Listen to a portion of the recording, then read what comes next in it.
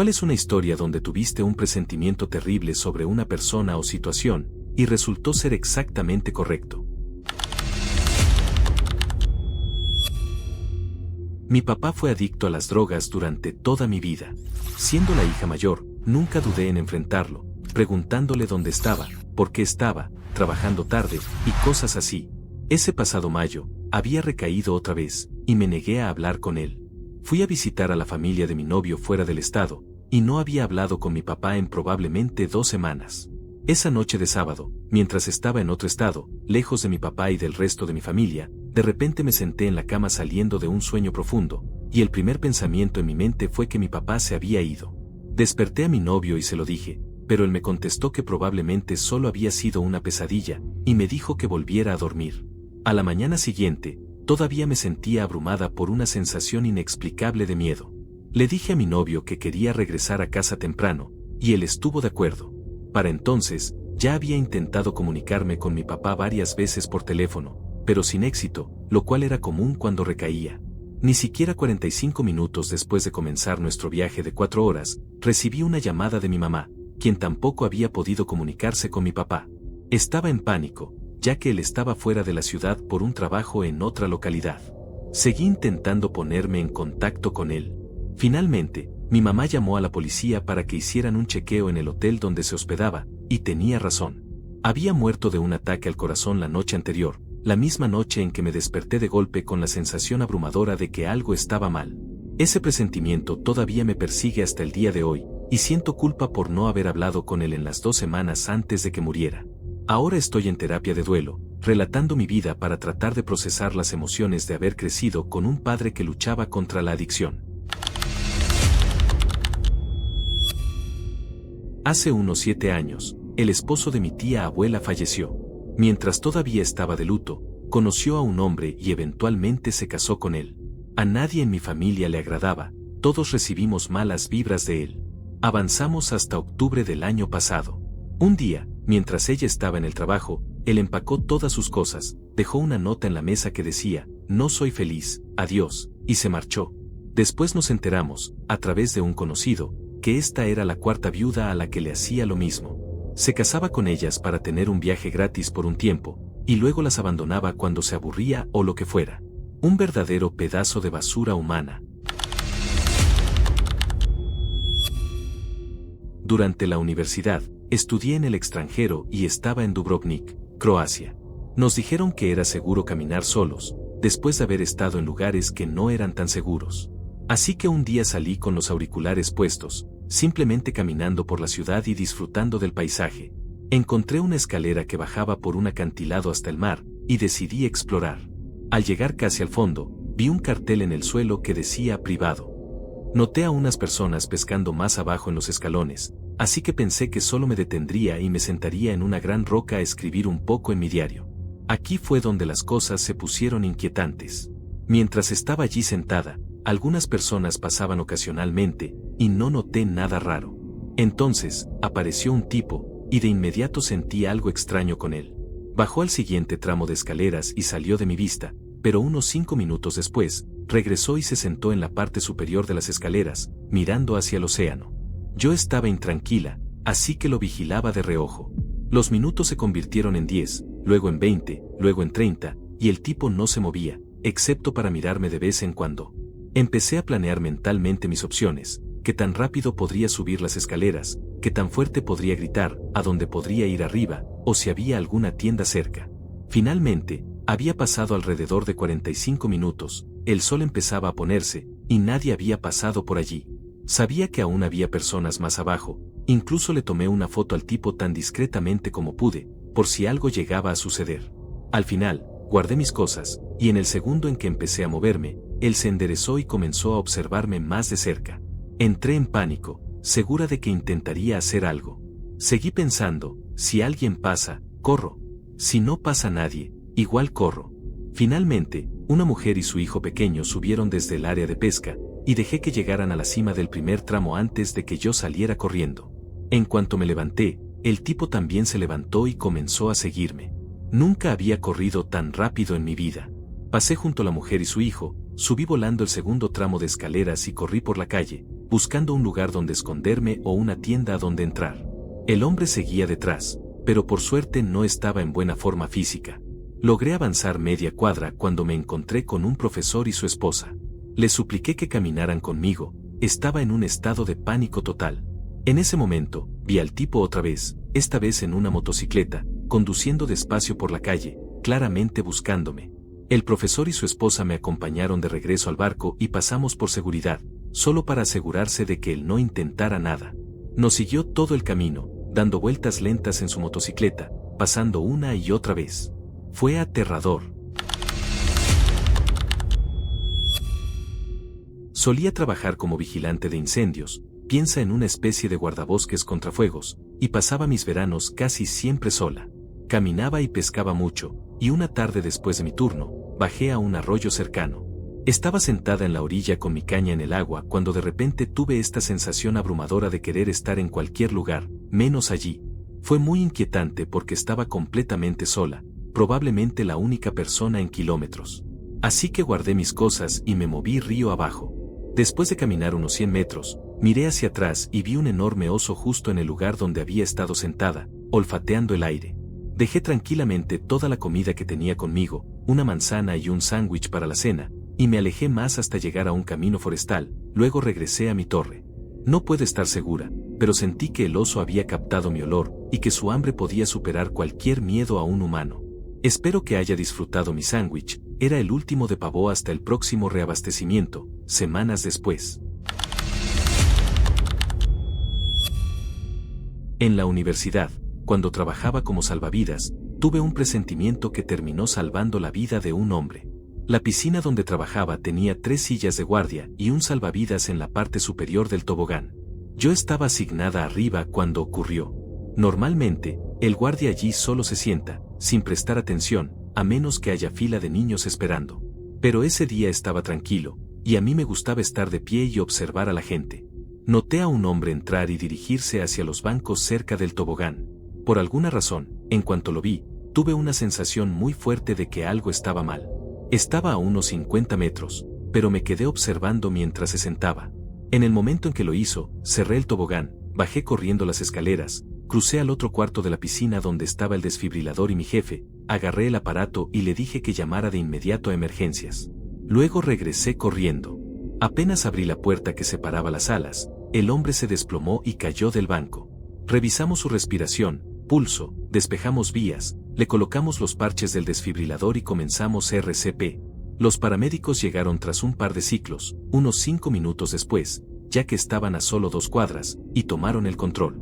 Me enteré días después de que el hombre había tenido un infarto, pero sobrevivió y necesitó cirugía a corazón abierto. Aún no sé qué vi que me advirtió, pero jamás olvidaré esa sensación cuando todo el vello de mi cuerpo se erizó. No fui yo, sino mi mamá. Es la historia que me contó como una lección de sigue tu instinto.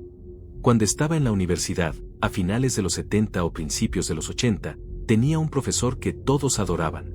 Era divertido, gran maestro, muy amigable, pero mi mamá no lo soportaba. Decía que sentía como si fingiera ser otra persona, o como si alguien más moviera los hilos de un títere. Incluso lo comentó con sus amigas, pero como dije, todos los demás lo amaban. Pasaron 10 años. Ella ya había terminado su máster y vivía en Nueva York. Un día, viendo las noticias, ¿a quién ve? A ese mismo profesor. Resultó ser un violador en serie. Según ella, empezó a saltar en su apartamento diciendo, lo sabía, lo sabía. Tal vez no encaje del todo en la pregunta, pero lo comparto igual. Una noche tuve un sueño raro, muy vívido, donde estaba en una habitación con un ataúd cerrado en el centro, que tenía un crucifijo encima. La decoración era extraña, mitad ladrillo, mitad paneles de madera. Además, nadie cercano a mí es religioso, así que cuando desperté me quedó grabado, inquietante, con mala vibra. 2 meses después, estaba en esa misma sala de mi sueño, hasta en la posición exacta del ataúd. Mi padrastro había muerto inesperadamente en el trabajo, y a petición de su madre, que aunque no practicaba si tenía fe, mi mamá aceptó poner un crucifijo en la tapa del ataúd. Una noche, en secundaria, a mitad de semana, le rogué a mi mamá que me llevara a casa de mi abuela a dormir. Usualmente pasaba los fines de semana allí, y vivían a 20 minutos, lejos como para ser molesto después de un día largo, pero vinieron a buscarme. Esa noche, un cortocircuito en el enchufe junto a mi cama provocó un incendio que destruyó nuestra casa. Los bomberos dijeron que no habría sobrevivido si hubiera estado dormida allí. Nuestro labrador despertó a mi mamá y la salvó, y de alguna manera, mi gata y sus 7 crías salieron de mi cuarto, aunque la puerta estaba cerrada. Aún me aterra pensarlo. Conocí al nuevo jefe de mi esposa, ahora ex esposa. Parecía normal, joven, incluso atractivo, pero algo en cómo me estrechó la mano y me sonrió se sintió mal. Yo suelo ser demasiado confiado, pero este tipo me dejó intranquilo. Resultó que usaba su poder para manipular mujeres, al menos 7 que supimos, en situaciones inapropiadas. Era gerente en una tienda famosa. Cuando la gerencia se enteró, entrevistaron a todas las empleadas y lo sacaron escoltado por seguridad. Lo supe desde el primer segundo, que sería un gran problema. Mi hermano y su prometida eran amigos de un vecino de la calle, pero algo en ese hombre me daba repelús. Yo tenía 21, y él me parecía perturbador. Siempre que se iba, le decía a mi hermano que algo estaba mal, pero ellos insistían en que era buena persona, que exageraba. Hasta que un vecino dejó un sobre en nuestro buzón que decía: si valoran la seguridad de sus hijos, habrán de inmediato. Dentro había una foto y un informe policial. Ese hombre había abusado de su propia hija. Yo solo grité: te lo dije. No lo he visto más, y mejor así. Ahora, si mi instinto me da esa señal, investigo de inmediato. Cuando tenía unos 9 años, mi hermanito y yo íbamos en bicicleta por la calle. Él estaba unas casas más adelante, pero no me preocupaba porque podía verlo bien. De repente, sentí un escalofrío horrible en el estómago, un presentimiento helado. No sé qué me lo provocó, pero le grité que se detuviera. Frenó tan fuerte que la bicicleta se volcó y se raspó la rodilla, pero si hubiera seguido, no estaría aquí. Justo frente a él, una enorme camioneta Ford salió disparada de un camino oculto. Había una valla que nos impedía ver desde dónde veníamos. Pasó tan rápido que derrapó al entrar en la calle, y cuando se fue, todavía olía a caucho quemado. Mi hermano de 6 años no habría tenido ninguna oportunidad. Mis padres se divorciaron cuando yo era adolescente, y a mi mamá le afectó mucho, especialmente por lo difícil que había sido su infancia. Así que, aunque me frustro con sus decisiones, entiendo de dónde viene. Puede que no me gusten los desastres, y que no pueda salvarla de sí misma, pero la comprendo. Unos años después del divorcio, ya en mis 20, conoció a un hombre y se enamoró perdidamente. Después de poco tiempo saliendo, lo trajo para que mi hermana y yo lo conociéramos. Inmediatamente sentí mala vibra de él. Era excesivamente cariñoso, demasiado encantador, intentando con todas sus fuerzas conectar conmigo. Hablaba de lo bien que le iba en los negocios, de todos sus viajes, de celebridades que supuestamente conocía. Cuanto más hablaba, más me olía a mentira. Aún así, mi mamá era adulta, y mientras verificara lo que decía, la dejé confiar. Gran error. Con el tiempo noté que no aparecía en fiestas ni vacaciones, y que se iba de viaje por largos periodos. Cuando mi mamá mencionó matrimonio, le pregunté: ¿de dónde es este hombre? ¿Dónde está su familia? ¿Por qué nunca está? Ella no tenía respuestas.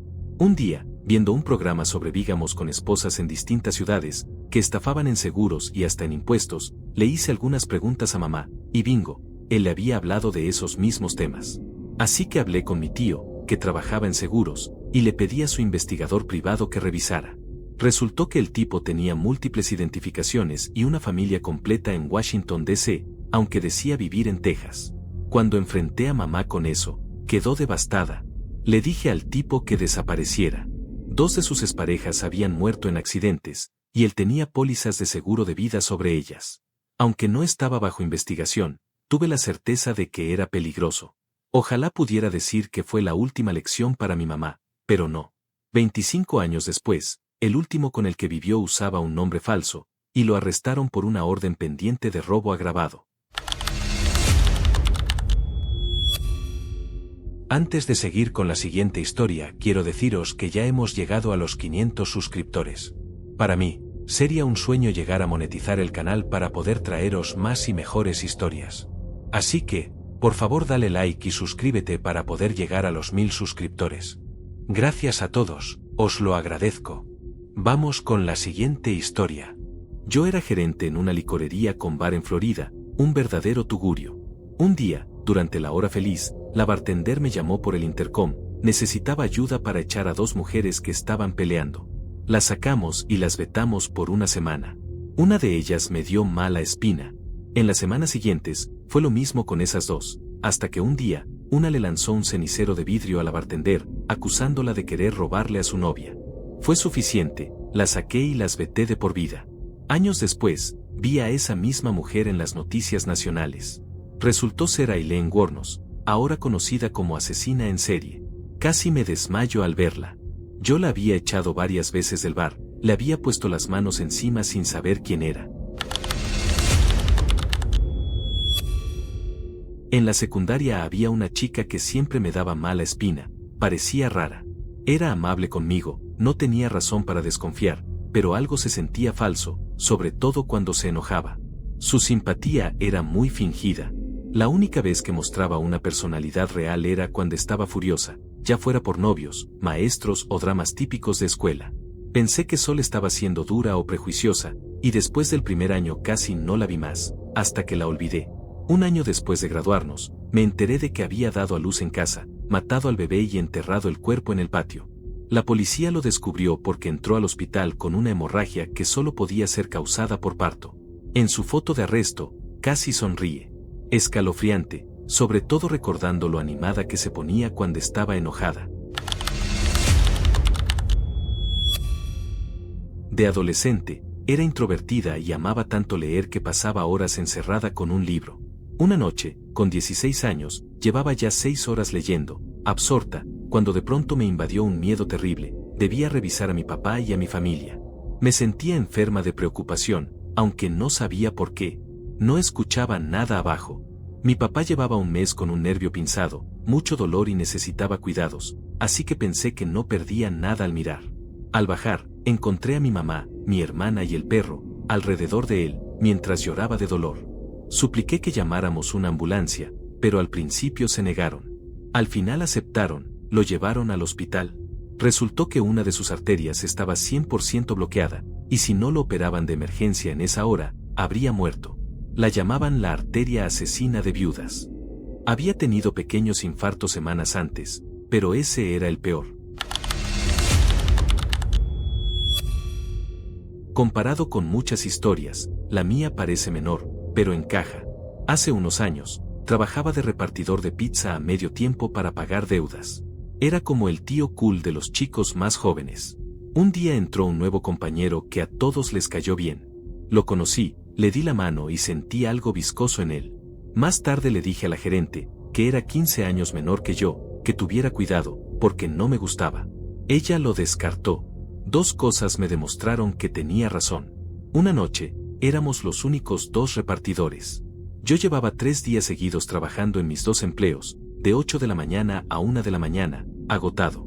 Cuando la gerente dijo que uno podía irse, me ofrecí, pero él me rogó que me quedara, diciendo que estaba enfermo. Me quedé. 10 minutos antes del cierre, apareció con 2 amigos y quería que saliéramos a beber. Semanas después me enteré de que lo habían despedido. Estaba cambiando las propinas en los recibos de tarjeta, convirtiendo un 1 en 4, y así. Lo descubrieron porque un cliente habitual, que siempre pedía lo mismo y daba la misma propina, lo notó. Había robado más de $300 en 2 meses. Cuando tenía unos 14 años, esperaba recoger a mis primos en su parada de autobús en un barrio a las afueras de Baltimore. Vi a un grupo de adolescentes, tal vez 8 chicos y 3 chicas, subiendo por la calle, gritando y siendo escandalosos. De inmediato, tuve el presentimiento de que debía esconderme. Corrí a las puertas de una iglesia cercana, pero estaban cerradas, así que me metí detrás de un arbusto. Pasaron sin verme. Al día siguiente llevé conmigo a Turbo, el Doberman de mis primos, mi mejor amigo. Me sentía más segura con él. Nos sentamos en el césped junto a la parada, esperando. Y, claro, el mismo grupo apareció otra vez. Me vieron, se dieron codazos y se acercaron. Le ordené a Turbo quedarse, pero ya ladraba fuerte. Entonces escuché que uno murmuró, ¿quieres jugar con ella? Y otro respondió, no, ¿ves ese perro? Y se fueron. Aún pienso qué habría pasado si hubiera estado sola.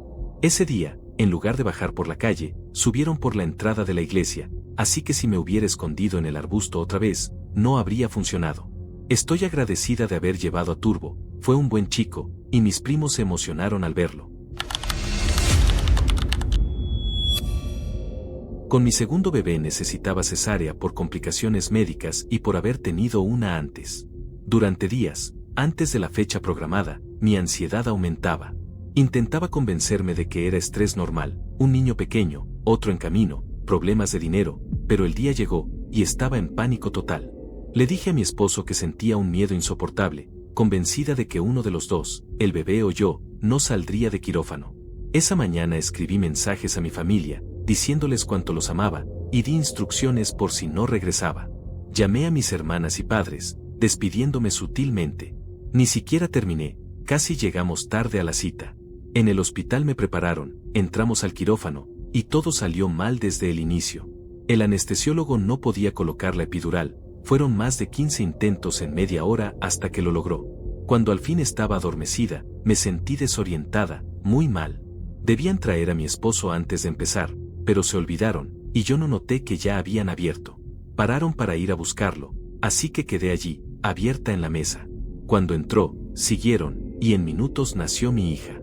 Lucharon para sacarla porque el cordón estaba enredado varias veces en su cuello.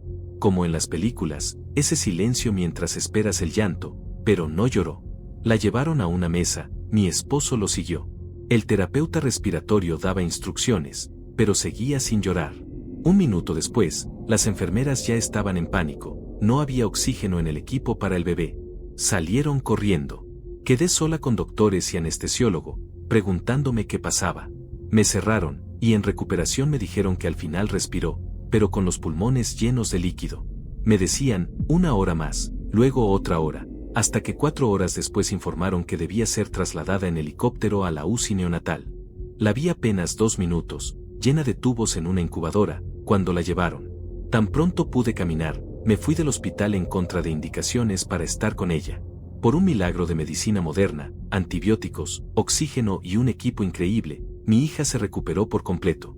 Era diminuta, habían calculado mal su edad, tenía apenas 35 o 36 semanas, con pulmones inmaduros.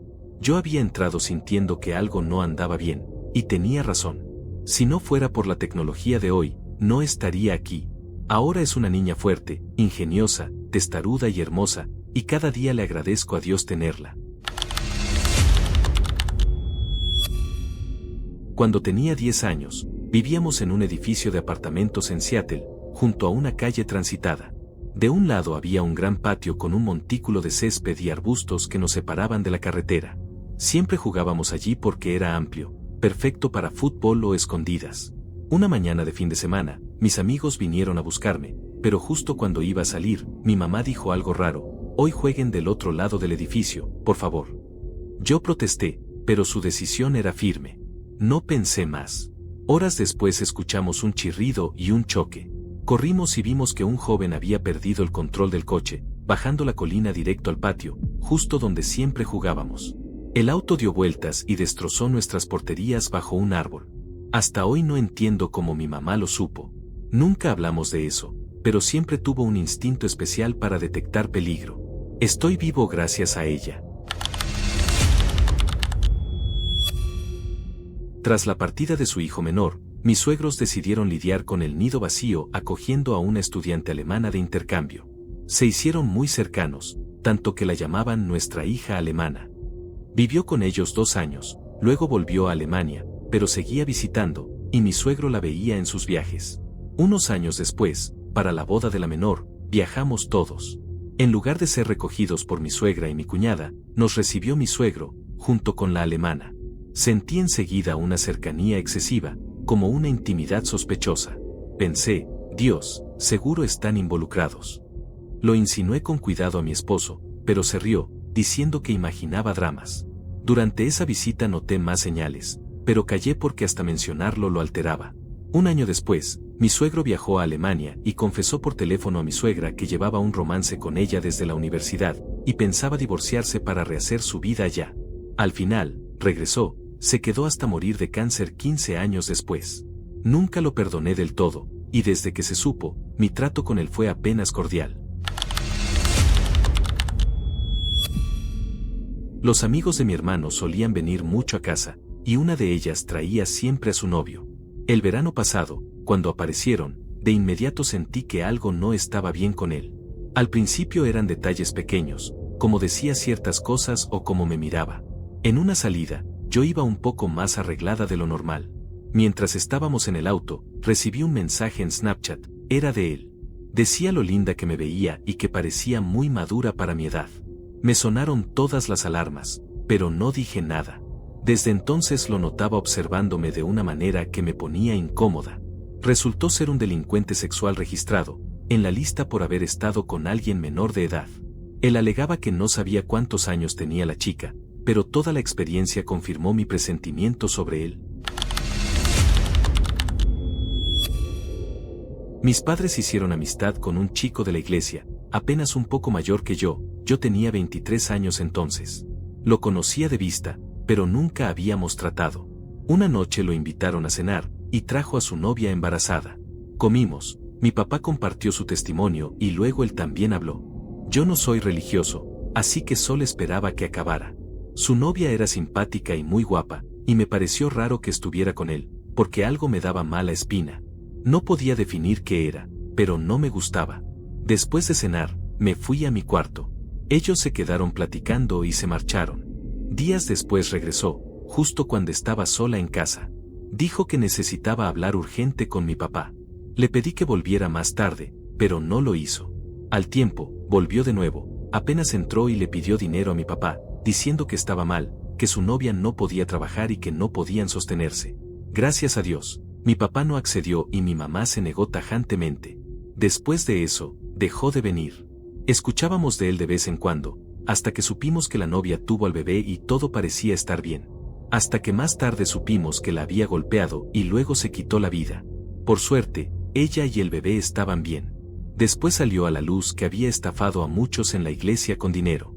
Era un mentiroso, un ladrón y un abusador, y yo lo había tenido sentado a mi mesa. Sabía que algo estaba mal desde aquella cena. Yo soy profesora de canto independiente y enseño en mi casa. Hace poco estuve en contacto con un tipo interesado en tomar clases. Sus mensajes eran raros, con muchos emojis guiñando y comentarios extraños, pero pensé que en persona sería más normal, así que le agendé una clase. Semanas después me escribió otra vez, preguntando si podía dar también clases de piano. Criticó que no tuviera un estudio y exigió que no hubiera nadie más en la casa. Para entonces ya tenía un mal presentimiento, así que cancelé profesionalmente. Él explotó, me insultó, dijo que la sociedad le había fallado, que esperaba que me diera cáncer. Pasó de 0 a 100 en segundos. Aprendí la lección, siempre confía en tu instinto. Solo agradezco que nunca llegara a entrar en mi casa. Cuando mi mamá tenía unos 9 o 10 años, cenaban en familia cuando tocaron la puerta. Mi abuelo fue a abrir, un vendedor. Mi abuelo rechazó amablemente, explicando que estaban cenando. Pero el hombre insistía, incluso intentando entrar. Mi abuelo, normalmente tranquilo, se enfadó y le dijo, debe irse ahora mismo. El vendedor se marchó, pero mi abuelo llamó a los vecinos para advertirles. Una vecina, joven y sola en casa, respondió, y él le aconsejó no abrir la puerta. Meses después, resultó que ese vendedor era un abusador que se hacía pasar por comerciante para entrar en casas donde hubiera mujeres solas. Tal vez mi abuelo salvó la vida de la vecina. Siempre recuerdo esa historia cuando tengo un mal presentimiento. En noviembre tuve una hija con un trastorno neurológico rarísimo. Apenas se movía en el embarazo, yo lo mencionaba, pero los médicos decían que cada bebé era distinto, que todo estaba bien porque mi hijo mayor era sano. Intenté tranquilizarme. Los estudios no mostraban problemas. Pero cuando nació, en cuanto abrió los ojos, sentí un vacío horrible, como si detrás de esos ojos no hubiera nada. En las fotos en la sala de parto, se nota mi cara de miedo. No mamaba, no tenía reflejos. Decían que era porque nació unas semanas antes, que mejoraría. Cada enfermera, cada doctor, repetía lo mismo. Nos fuimos a casa con la etiqueta de bebé sano. Pero no. Una semana después volvimos a urgencias. Seguía sin comer, sin energía. Era prácticamente un estado de muerte cerebral. Yo no quería saberlo, pero lo sabía, lo supe desde que la miré a los ojos. El diagnóstico fue síndrome de Adhara, una epilepsia infantil fatal. Sin antecedentes en la familia. Una sorpresa médica absoluta. La llevamos a casa desde la UCI, y solo sobrevivió 16 días. Mi papá había pasado una semana en el hospital por una cirugía de bypass cuádruple. Estaba tan bien que lo mandaron a casa un día antes. Lo había visitado 2 veces al día, y ese último día, una enfermera comentó lo rápido que se recuperaba. Ese comentario me encendió alarmas. Como enfermera psiquiátrica, había escuchado frases así justo antes de complicaciones. Se lo dije a mi esposa, pensó que exageraba. Dormí mal, inquieto. Al día siguiente, su pareja y una amiga enfermera lo recogieron para el viaje de 2 horas a casa. Pararon a almorzar en un lugar que no visitaba hacía 20 años. Apenas se sentó, se desplomó, no podía respirar, sudaba. Por suerte, 2 exenfermeras cardíacas estaban allí y lo estabilizaron hasta que llegó la ambulancia. Fue trasladado a otro hospital y luego de regreso al principal. Allí usaron un injerto extra que por protocolo debían haber destruido el día anterior. Eso le salvó la vida en una segunda cirugía. Tuvo semanas de dolorosa recuperación, pero eso fue señal de que sanaba bien. No tan intenso como otras historias, pero aquí va. Una noche en 7º grado no podía dormir, pasé horas despierto, con miedo sin razón. Fui con mi mamá, me convenció de regresar a la cama. Finalmente me acosté con un cuchillo debajo de la almohada, por si acaso. A la mañana siguiente, mi mamá estaba en la computadora leyendo las noticias.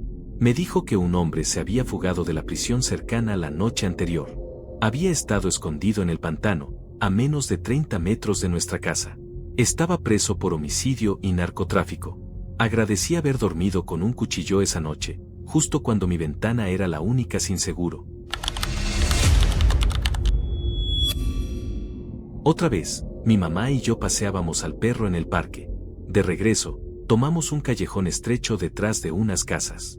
Normalmente lo dejaba sin correa allí, pero de repente sentí la urgencia de sujetarlo y pedí a mi mamá que se pegara a la pared conmigo.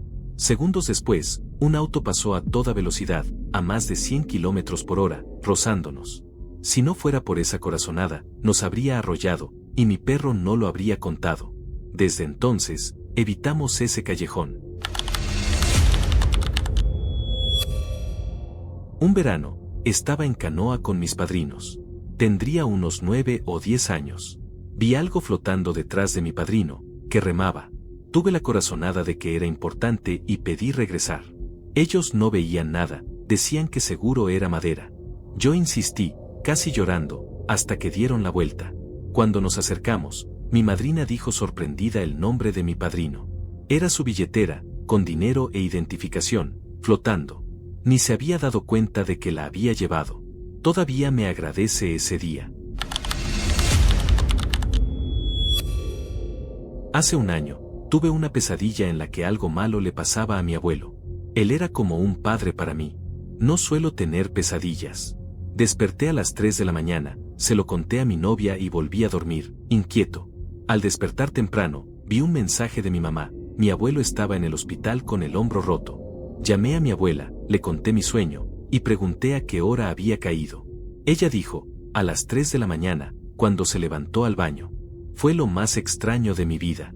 Ellos viven a 500 kilómetros, y yo no soy religioso, pero fue demasiado raro para ser coincidencia. Cuando tenía 3 o 4 años jugaba en el patio con bikini. Me sacaba la panza porque me hacía gracia. Un pariente adulto estaba de visita. Sentí que alguien me miraba, giré y lo vi observándome. Me asusté, escondí la panza, busqué a mi mamá. Él dijo, ¡qué pancita tan linda! Entré en pánico de una forma desconocida.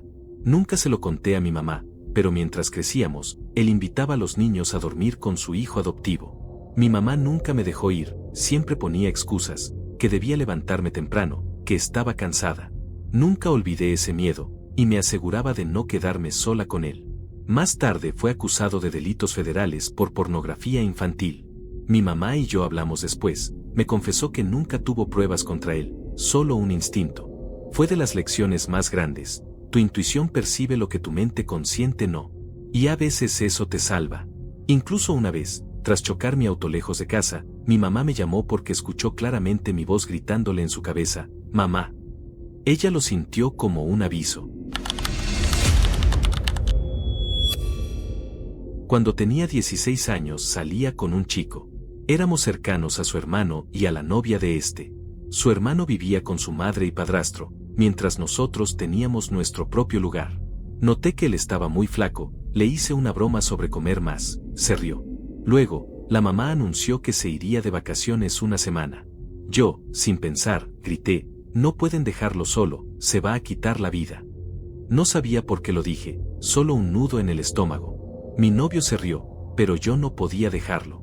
Después de insistir, aceptamos quedarnos en la casa con él durante esa semana.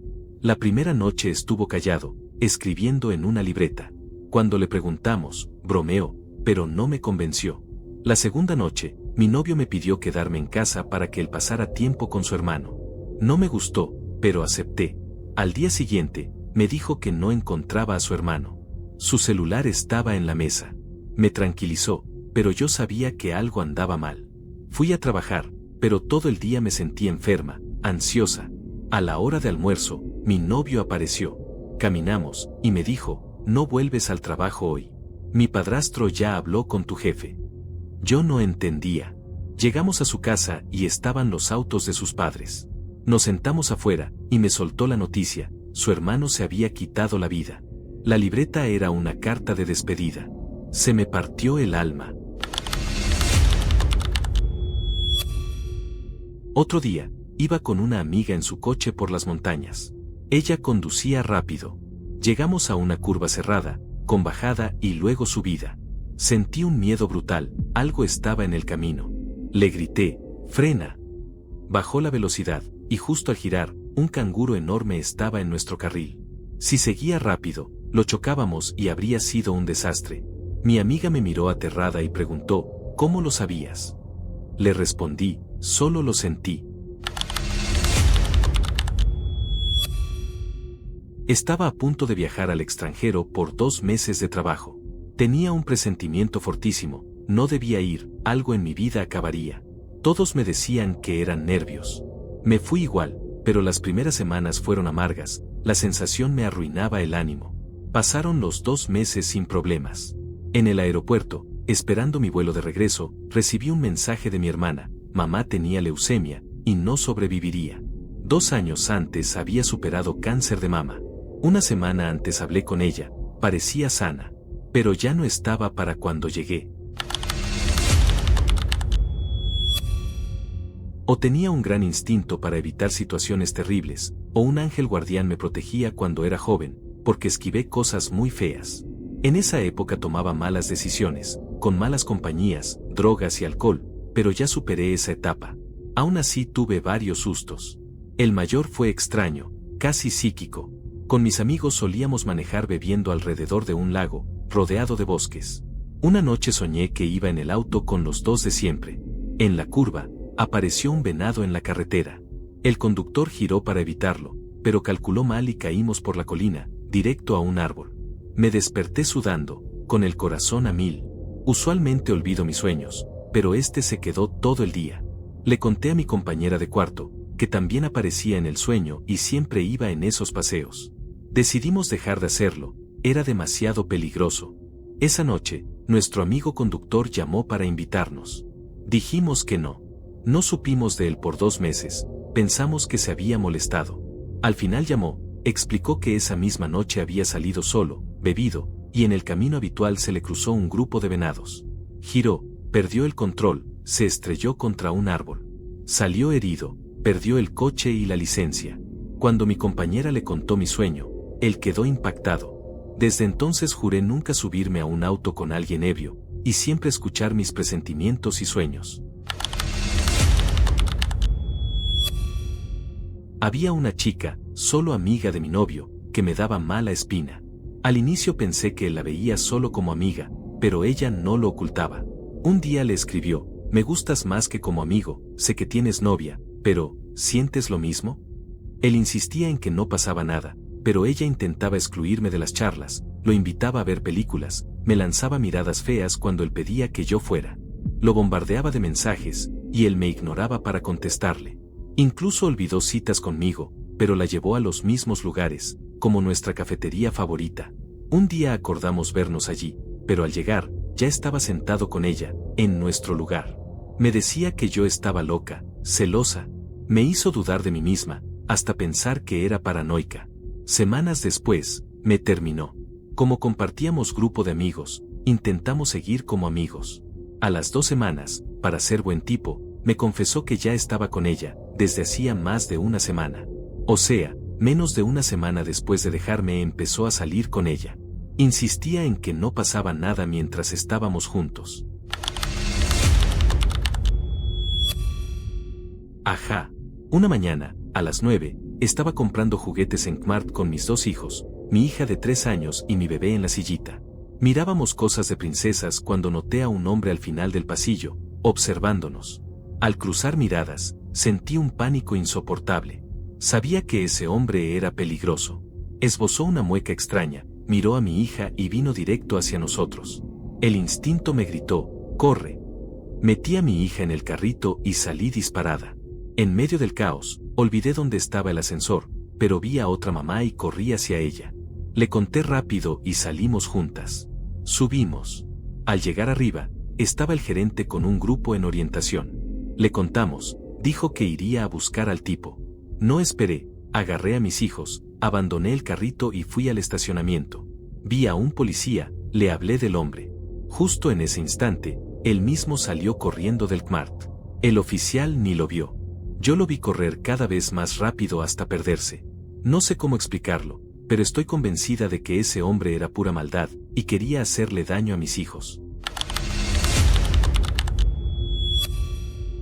Hace muchos años, me asignaron entrenar a una nueva gerente. Desde el inicio tuve mala espina, le dije a mi supervisor que sería un error. No hicieron caso. 2 meses después, la nueva gerente robaba mercancía y dinero. Tomaba almuerzos de horas, se escondía atrás sin ayudar, dejaba que su familia se llevara cosas gratis. Si alguien la enfrentaba, mentía y los despedía. La empresa notó que las ventas caían, que faltaba mercancía y empleados. Investigaron, pero ya era tarde, su gestión hundió al negocio. Era una tienda pequeña, y nunca se recuperó. Cuando tenía 12 o 13 vivíamos en un parque de casas rodantes con un portón de arbustos. Un día olvidé la llave y me senté afuera, bajo un árbol, esperando a mamá. Vi a 2 jóvenes venir por la acera. No parecían peligrosos, pero algo me dijo que debía entrar. Crucé la puerta y escuché que gritaban: niño, espera. Corrí al interior, sin llave, me escondí en la caja de una camioneta. Los oí entrar corriendo, buscándome. Se fueron rápido, frustrados. Me quedé escondido hasta escuchar el motor del carro de mi mamá. Aún me pregunto qué querían de un niño. Cuando tenía 20 años trabajaba de bartender en un restaurante al lado de un club nocturno. Un sábado, el club estaba tan lleno que era imposible conseguir taxi.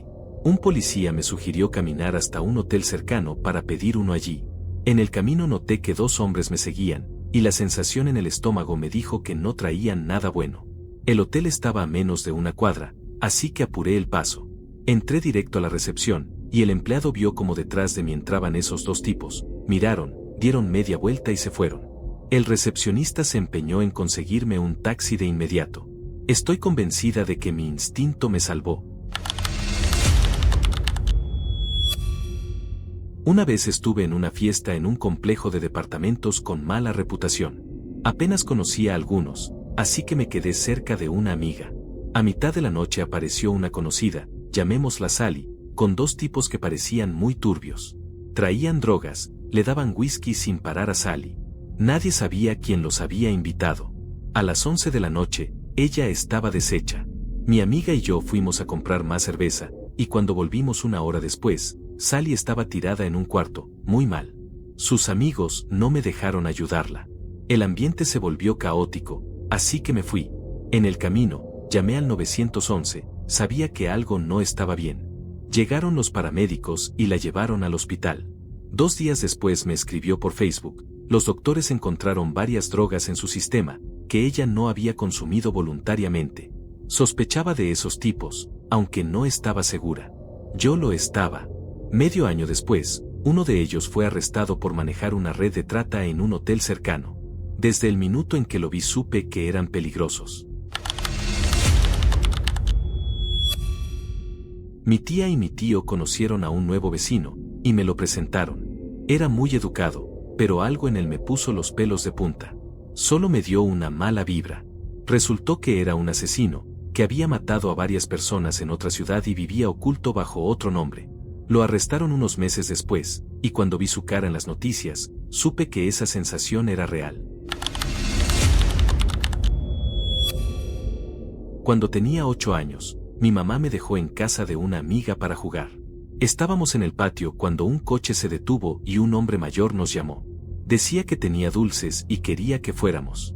De inmediato sentí un miedo brutal, agarré a mi amiga de la mano y corrimos adentro gritando. La mamá salió, pero el coche ya se había ido. Semanas después apareció su foto en el noticiero, lo buscaban por intentar secuestrar a una niña en otro barrio. Ese día confirmé que nunca debes ignorar esa voz interior.